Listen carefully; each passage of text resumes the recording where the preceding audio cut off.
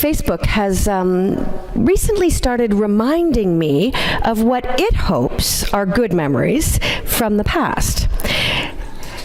Last week, you know where this is going.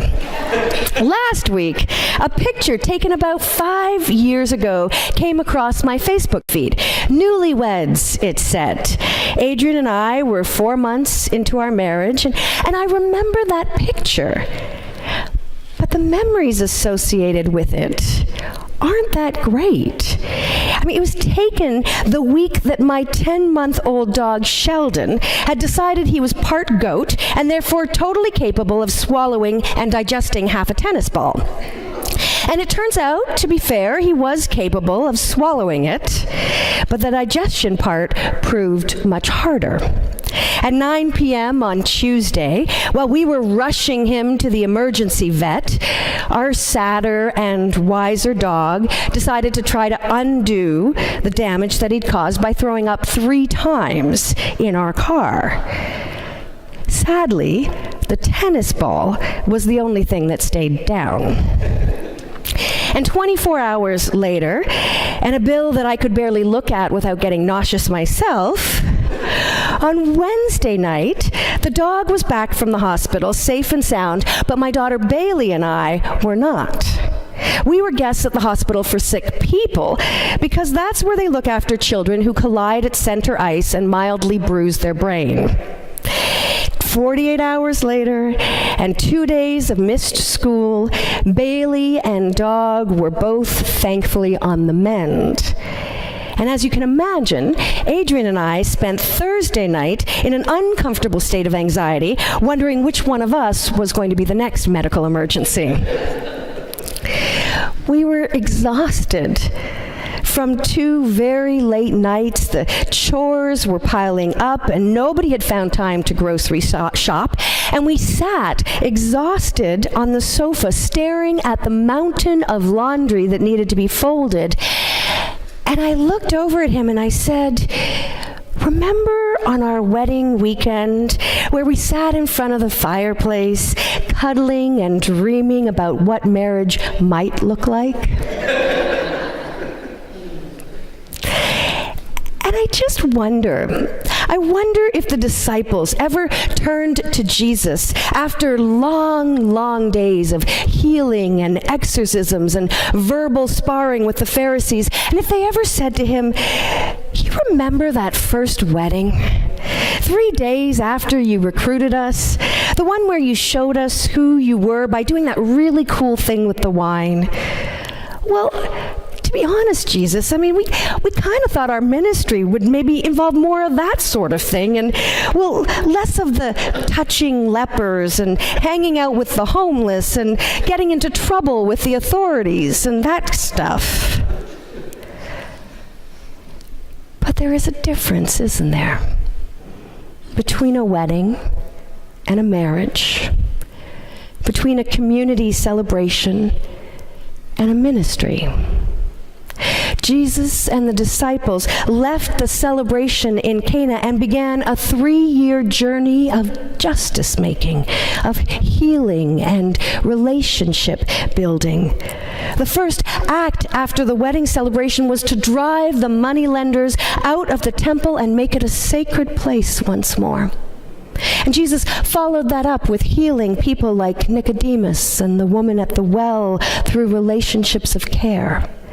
He raised children and Lazarus from death, and he healed the desperate that came begging for help. And he taught the disciples to do the same thing. And all the while, John tells us, they were shunned by their own communities and hunted by the powerful. No wonder the disciples would have preferred to stick to winemaking.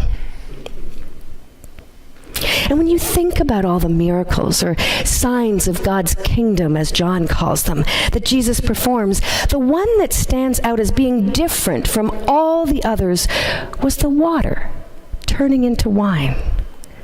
Why would God perform such a luxurious, extravagant miracle as the first sign of Jesus' activity, of Jesus' divinity? What was that abundant overflowing of wine all about? And the more I think about the Cana celebration in light of events like my own wedding or our church's 100th anniversary that happened in that same year, the more I think that it wasn't just about making believers out of the disciples. They'd already chosen to follow him. I think he performed the miracle as a gift for the young married couple, for his mother, as a gift perhaps for the disciples and maybe even himself, and maybe for us as well. You see, because a celebration sets the tone for the future as much as it marks the past. And Jesus would have known that. After all, the average wedding ceremony in his day lasted for 7 days. No wonder the wine ran out. And the 7-day wedding in Cana was meant to be sustenance for the journey, for the couple's journey, for the disciples. And the wine, a touchstone experience of God's abundance. And heaven knows, we need such touchstone moments of celebration and abundance in our life that we can draw on later. We need to feel God's overflowing love and care for us in special moments like our wedding day, or last February when we had the celebration of God's abundance here, or even in the news at the announcement time of the abundance. We need these moments that we can draw on when times get tough and uncomfortable. For the times when you clean dog vomit off your back seat, and the more upsetting times when you sit next to a loved one in hospital. When the couple from Cana faced their very first loss together, I wonder if the memory of that special time, when they basked in the love of friends and family and saw God's love poured out for them, if that memory sustained and inspired them. When Mary saw her son hanging from a cross, I wonder if she leaned on the memory of all the times that God sent angels to comfort and walk with her. I wonder if on the last night of his life, if Jesus looked back on that very first miracle, to the time he'd only been with his disciples for 3 days, and if he smiled a little, found courage a little, and was propelled forward a little by the abundance and joy he felt being showered on him by God's gift of that day. There's a scene, from Les Miserables, when all the young students, only hours away from their death, raise their glass and say, "Drink to me, drink with me to days gone by, to the life that used to be. Let the wine of friendship never run dry, at the shrine of friendship never say die. Drink with me to days gone by." And they sing a song about all the touchstone moments in their lives, the women they loved, the friendships they forged, and it's a song that galvanizes them for the battle ahead. And I wonder if there are moments of celebration in your life, moments that make you smile. Maybe it's a Christmas moment, or a celebration like the 100th, or a more personal day of celebration that you cherish. And I invite you to bring to mind one or more of your favorite moments, a time you can look back on and see God's abundance being bestowed on you, like the overflowing wine at Cana. These are your memories of God's abundance.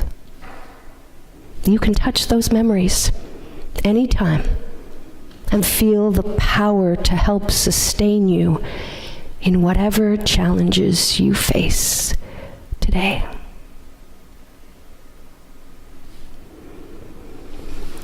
The wedding day is sustenance for the disciples' journey. for a life that is both celebration and challenge. There would be many other such moments on their journey, times when Jesus and the disciples would celebrate again, share wine and food together. But in between those times of celebration, there was a ministry. And we have a ministry, a life we lead in service to God. And we can each make a choice, like that day in Cana, to leave the party behind and follow Jesus to the bedside of the sick, to welcome the questioning Nicodemuses, to invite the outcast to table. I mean, we could have hardly called Jesus' life a ministry if he'd stuck to winemaking. And you could hardly call it a marriage if you never took off your wedding clothes and rolled up your sleeves to help build a life. And you could never call us God's church if we stayed insular and abandoned the call to be open to Spirit, open to you. So here we are, coming to this Sunday morning moment, bringing our praise and our pain to God, and trusting that the divine love still flows as freely as the wine at Cana did. And as we leave the party, we follow Jesus into the world of ministry. And we remember the gift of being in community with one another, with God. Here, we find what we need: sustenance for the journey, a touchstone moment of hope for the work ahead, and Christ who knows the way.